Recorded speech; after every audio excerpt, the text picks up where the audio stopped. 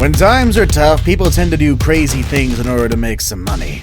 But some people cross some boundaries and end up doing things that get them in trouble, such as the case of bank robbers. For a multitude of different reasons, there have been times in history in which certain individuals gathered a crew and performed criminal acts in order to get their pockets full of cash. While the stories of most of these criminals end up in them getting captured, there are still some people who got away with their tricks like a modern Payday 2 match. In today's video, we'll be looking at the biggest bank robberies ever. We'll find out what led people to do the things they did, and more importantly, we'll find out just how much cash they stole. Our first entry is the scandalous Bitcoin heist. We start our list with a very contemporary heist, the biggest Bitcoin heist in Iceland. And for those of you who don't know what Bitcoin is, well, I'd recommend you watch a video or run a Google search. Seriously, it's kinda big. His name was Sindri Thor Stephenson, and despite sounding like a Skyrim character, he and his gang went and raided 4 data warehouses in Iceland. Iceland has become a popular destination for people who store and mine Bitcoin, as its hydroelectric and geothermal energy is not as expensive as it is in other places. Some data firms leave their facilities open for their personnel to do admin tasks, and that's how Stephenson and his gang were able to go in and steal some computers. This was done sometime between December 2017 and January 2018, a time in which Bitcoin gained a lot of value. The estimated amount that was stolen is valued at $2 million, and that's in addition to the collateral damage it caused. Our next entry is North Hollywood Shootout. This robbery was not successful for the people executing. Instead, it ended up becoming a shootout, and is now used as the reason for the local police departments to carry around military-style equipment such as rifles.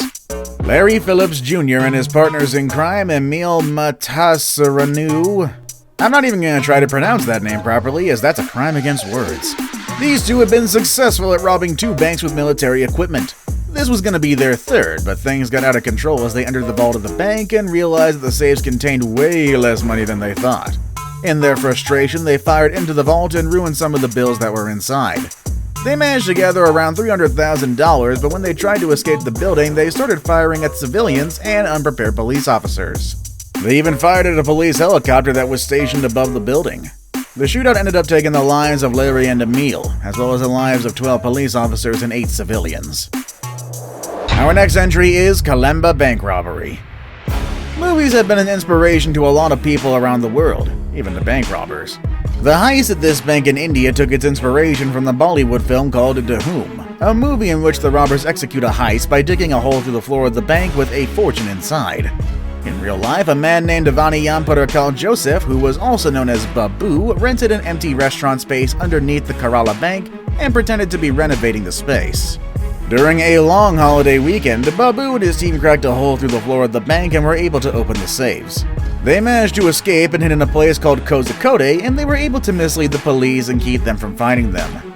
But all of that changed one day when the police finally intercepted one of their phone calls and found their hiding spot. Our next entry is the United California bank heist. It was 1972 when Emil Dencio put together a gang of 6 robbers and flew them all to California all the way from the Midwest. Their goal was to rob a bank where supposedly President Nixon kept a fortune. Prior to robbing the bank, the gang stayed at a townhouse. They then went and dynamited their way into the vault of the United California Bank to steal around $30 million worth of cash, as well as other valuables. No one knew of their identity, so they made sure to scrub down the townhouse before they escaped. Unfortunately for them, they forgot to scrub down the dishwasher, and that was how the police were able to find their fingertips and identify them. Also, they gave a generous tip to a taxi driver before they left, which pretty much gave away their identity. Our next entry is the Knightsbridge vault robbery. For a man who made a career as a criminal by participating in over 50 different robberies, the robbery at the Knightsbridge vault was a piece of cake. His name was Valerio Visay, and all he had to do was enter the bank during regular hours as someone who wanted to rent a safe deposit box. Once he and his armed partner were inside, they pulled out their guns and subdued the manager and the security guards so more accomplices were allowed inside, while putting up a sign that the safe deposit box center was temporarily closed. Valerio and his gang were able to walk away with 62 million sterling pounds in cash. On top of all that as well, they got jewels and other valuables. That is very close to $100 million. Valerio managed to make it all the way to South America and spent a part of his life free from trouble. But he was quickly intercepted when he tried to go back to the UK to get his Ferrari Testarossa. Our next entry is the Great Train Robbery.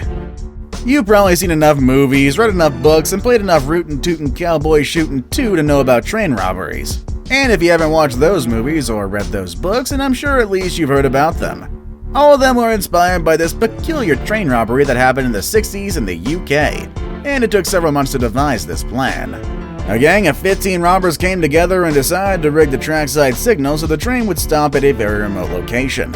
By then, the train conductor would be overpowered by the number of robbers and would be helpless in the middle of nowhere.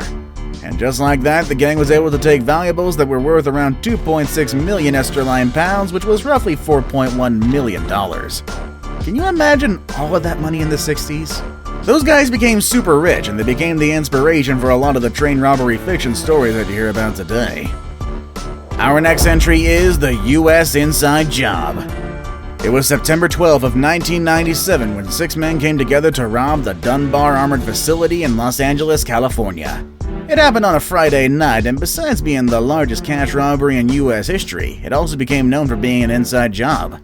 The mastermind behind the whole operation was Alan Pace III, a regional safety inspector who worked for Dunbar, a company that handles cash. This man called 5 of his childhood friends for a little adventure that would make them all rich. All they had to do was ambush the guards at a cash drop vault on that Friday night, and once they gained access to the vault, they took everything they could and put it inside a U-Haul and left. They could have gotten away with it, except for the fact that one of Alan's friends gave up and ended up confessing. But up until today, the fate of half of the money that was stolen has not been explained. It said that they stole around $18.9 million, so at least $9 million hasn't been found yet. Our next entry is a Securitas depot robbery. While the Dunbar armored facility robbery was the largest cash robbery in the US, the Securitas depot robbery was the largest cash robbery in the UK. But at Securitas Depot, they stole more than $80 million. So we're talking about a lot of cash. And in order to get that money, the criminals went a bit more violent than most of the people we've seen so far. They started by kidnapping the manager and his family while posing as police. Once they took control of the manager and his employees, they forced the manager to open the cash cages, and that's how they got the money. And like most of the thieves in these stories, most of the ones involved in this robbery got caught and were convicted. But there are rumors that one of them is still out there, living his best life in the West Indies with the money that he got from this heist. Now it's time for the day's best pick. The picture I chose for the day shows us what happens when a criminal is caught. They're chased by the police and taken to prison. While this picture is from a massive operation in Italy that was related to illegal substances, it still gives us an idea of what happens when people get involved in a crime. The 2 cases at the top of this list are probably the biggest bank robberies ever, and I bet you won't guess where they happened. Let's check them out with Central Bank of Iraq. Well, there goes the mystery on one of them. This is considered the biggest heist in history, and according to some sources, it was ordered by the infamous Saddam Hussein a few days before the US invaded his country. It is said that Hussein had his son Qusay steal nearly $1 billion from the central bank in Baghdad. There's even a note that surfaced after the crime that was signed by Hussein himself, where it's instructed that the money is withdrawn from the bank and given to his son. It is said that Qusay and an unknown person spent around 5 hours loading a lot of money into a vehicle that was later taken to an undisclosed location. As of today, no one knows for sure how much cash is missing, but there's a rumor going around that claims around $650 million were found in one of Hussein's buildings during one of the raids. But even though $1 billion sounds like a lot, it still doesn't top the robbery that earned a spot in the Guinness World Records book. Before we move on, do me a favor. My analytics show that only about 15% of you watching are actually subscribed. Come on guys, what's up with that? Can you guys please hit the subscribe button? You guys watch my videos every day anyway, so you might as well subscribe and keep up to date with every video we put out. That being the Reichsbank robbery. The one robbery that holds the Guinness World Record as the largest one in history is the one that happened at the Reichsbank while Germany was collapsing at the end of World War II. That's right. Some people thought it was a great idea to steal gold while their whole nation was in chaos. A bit messed up, yes, but hey, opportunity. The only problem about this robbery is that it's hard to determine how much was actually stolen. It is said that the amount of gold that was taken was valued at around 2.5 billion pounds in 1984 prices, which would be way more in today's economy. However, a lot of the money taken from the bank was in foreign bonds, so it's hard to tell if the amount taken was that high. The value of the robbery was set based on the amounts that were supposed to be in the bank. All of that is confusing, but one thing is for sure. A lot of money was taken in one of the craziest events in history. These are all the robberies I wanted to show you today. Which one do you think was the craziest? Do you know of any other stories that we didn't cover today? Let us know down in the comments section down below. With all that said and done, that's our video for today, and I will see you all next time. Later, everybody.